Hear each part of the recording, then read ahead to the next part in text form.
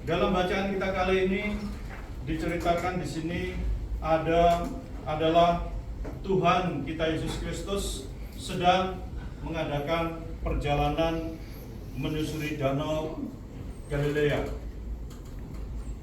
Dan di situ Tuhan kita Yesus Kristus bertemu dengan dua orang pertama-tama, dan kemudian dia bertemu dengan dua orang lagi. Saudara, kalau kita melihat dari bacaan kita kali ini, bagaimana Tuhan kita Yesus Kristus untuk memanggil, untuk memilih murid-muridnya. Dia berjalan dan dia melihat, dia memanggil dan dia memilih.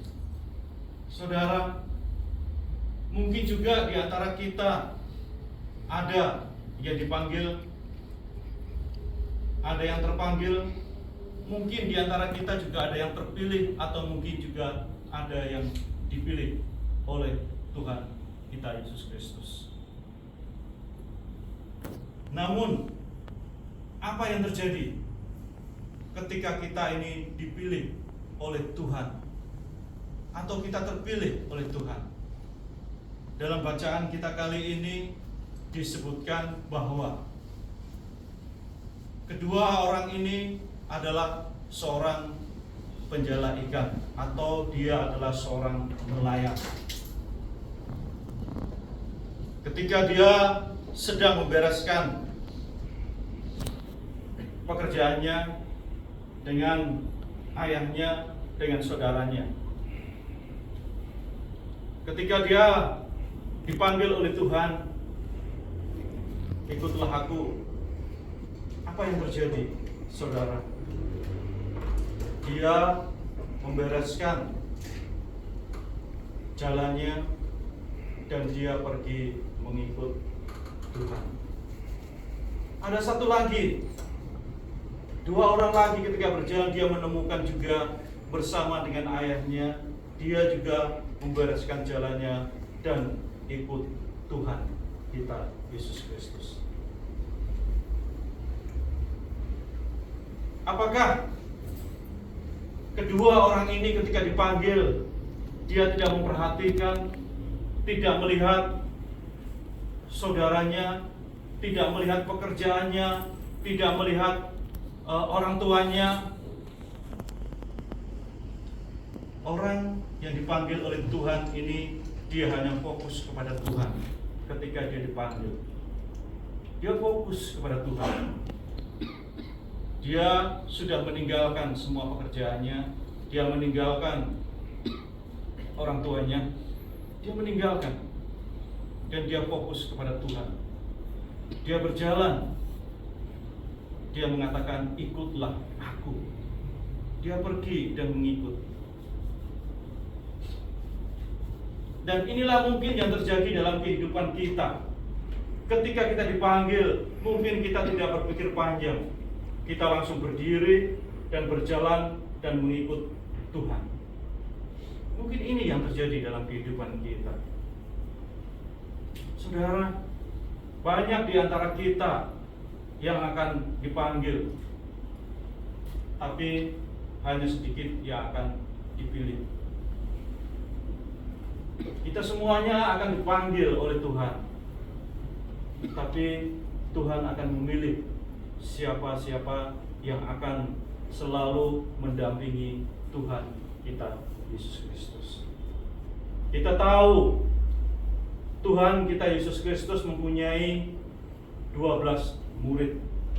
Mereka semuanya adalah orang-orang pilihan dari Tuhan kita Yesus Kristus. Tetapi apakah ke-12 murid dari Tuhan kita Yesus Kristus itu adalah semuanya yang dipilih oleh Tuhan kita Yesus Kristus, oleh Allah? Ternyata tidak. Ada satu yang tidak terpilih. Mereka semuanya terpanggil dan semua dipanggil, tapi hanya satu yang tidak terpilih untuk setia mendampingi Tuhan kita Yesus Kristus. Dan 11 murid ini pun dia terus mengajarkan dan terus mempertahankan ajaran yang diajarkan oleh Tuhan Yesus. Dan bapak-bapak gereja juga terus akan mengajarkan dan terus mewariskan terus menerus, sehingga banyak sekali orang-orang yang tidak suka dengan semuanya itu. Maka ada beberapa penganiayaan, ada beberapa yang menghalangi supaya itu tidak terjadi. Ajaran dari Tuhan kita Yesus Kristus dan ajaran dari bapak-bapak gereja itu tidak sampai tersebar ke seluruh dunia.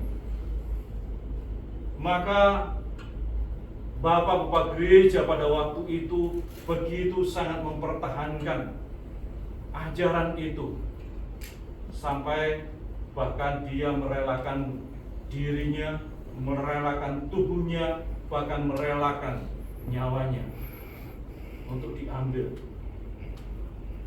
Dan inilah yang terjadi, saudara. Bapak-bapak gereja berani mempertahankan itu semuanya. Dan saat ini pun jika kita juga memperingati tentang bapak-bapak gereja, orang-orang suci, kita mengingat kembali bagaimana bapak-bapak gereja dan orang-orang suci pada waktu itu mempertahankan imannya, mempertahankan sampai kepada garis akhir, di mana dia harus mempertahankan imannya, walaupun dia harus, mungkin tubuh ini harus luka, mungkin kaki ini harus lepas, bahkan mungkin nyawa pun harus lepas, dia masih mempertahankan itu semuanya. Lalu saudara, kita semuanya di sini terpanggil juga untuk mempertahankan iman kita seperti yang dilakukan oleh bapak-bapak gereja pada waktu itu. Hendaklah kita juga terpanggil dan hendaklah kita juga terpilih nantinya untuk mengikuti jejak-jejak mereka sampai berani untuk mempertahankan iman ini sampai kepada titik darah kita yang terakhir. Kita berani untuk mempertahankan itu. Ataukah kita akan malu mengakui Tuhan kita Yesus Kristus? Atau mungkin kita akan malu untuk mempertahankan? Atau mungkin kita akan malu hanya membuat tanda salib aja di depan umum? Kadang-kadang kita malu, kadang-kadang kita enggak.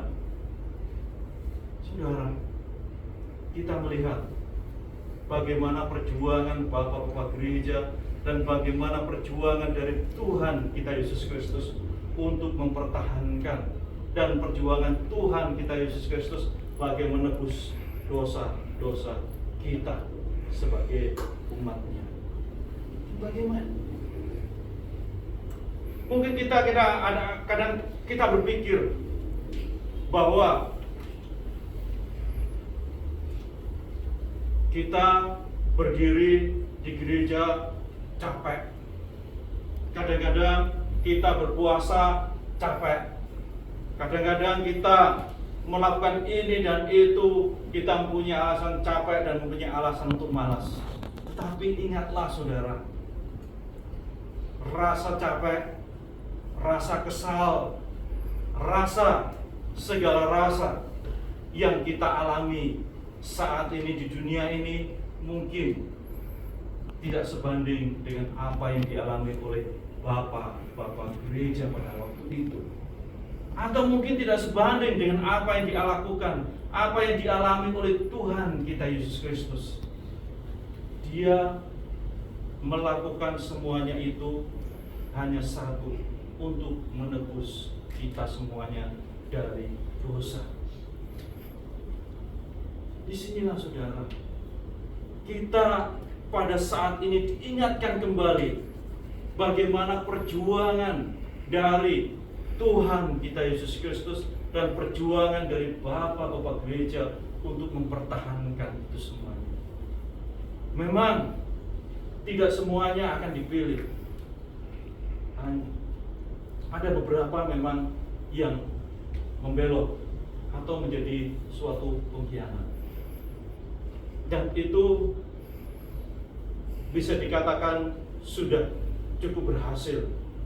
Karena Tuhan kita Yesus Kristus mempunyai 12 murid, hanya satu yang membelot. Dan itu sudah cukup berhasil. Dan mungkin kita dalam kehidupan kita sehari-hari, mungkin kita juga menjadi seperti halnya Yudas juga. Kita berbaik-baik kepada Tuhan kita Yesus Kristus, berbaik-baik hati ketika kita berhadapan, tetapi di belakang merencanakan sesuatu yang jahat. Mungkin dalam kehidupan kita juga kita pernah mengalami hal yang seperti itu. Hendaklah ketika kita mengalami hal-hal yang seperti itu, marilah kita semuanya mengingat bagaimana perjuangan dari bapak-bapak gereja dan bagaimana perjuangan dari Tuhan kita Yesus Kristus. Hanya untuk siapa? Untuk kita. Untuk kita semuanya. Saudara, Tuhan kita Yesus Kristus mengatakan bahwa kita ini harus berdoa. Tuhan mengatakan kita harus berpuasa. Tuhan mengatakan kita harus melakukan ini dan itu. Untuk siapa? Apakah itu untuk Allah? Apakah itu untuk Tuhan?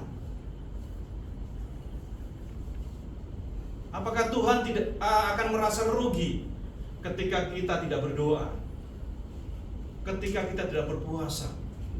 Ketika kita tidak mengambil perjamuan? Apakah Tuhan akan rugi? Dan Allah akan rugi? Yang rugi siapa? Yang rugi adalah diri kita sendiri. Allah sudah menyediakan untuk kita mencapai kepada kesucian. Allah sudah menyediakan. Allah mengatakan, ambil. Aku sudah menyediakan hadiah untuk kamu, ambil. Maukah kita mengambil? Ataukah kita menunggu supaya hadiah itu datang kepada kita? Tidak. Kita harus berani berdiri dan mendekat dan mengambilnya. Tuhan sudah menyediakan. Tuhan sudah menyediakan dan diharapkan kita datang dan mengambilnya. Itu yang harus kita lakukan. Jadi kalau kita nggak mengambil hadiah itu, ya nggak rugi Tuhan. Allah juga nggak rugi, karena hadiah itu tetap hadiah. Kalau tidak diambil ya tidak apa-apa, nggak masalah, gitu loh. Tetapi kalau kita mengambil, berarti kita sudah mendapatkan itu, mendapatkan hadiah, mendapatkan sesuatu yang sudah dijanjikan oleh Allah itu. Ya datang, mengambil. Seperti itu. Jadi inilah. Terus yang rugi siapa? Ya kita. Kita tidak mau datang dan mengambil. Saudara yang dikasih Tuhan, marilah kita semuanya mengimani dan percaya dengan apa yang sudah diajarkan oleh para rasul dan bagaimana mereka mempertahankan iman mereka. Mari kita semuanya mempertahankan iman ini. Dan iman ini hanya tidak sebatas kepada apa yang ada dalam hati kita, tetapi segala sesuatu yang kita imani ini, kita berdiri dan bangkit dan kita berjalan melakukannya. Karena iman tanpa perbuatan adalah mati, adalah kosong dan omong kosong semuanya itu. Mari kita semuanya berlomba-lomba hanya di dalam nama Bapa, Putra, dan Roh Kudus. Mari kita lanjutkan liturgi suci.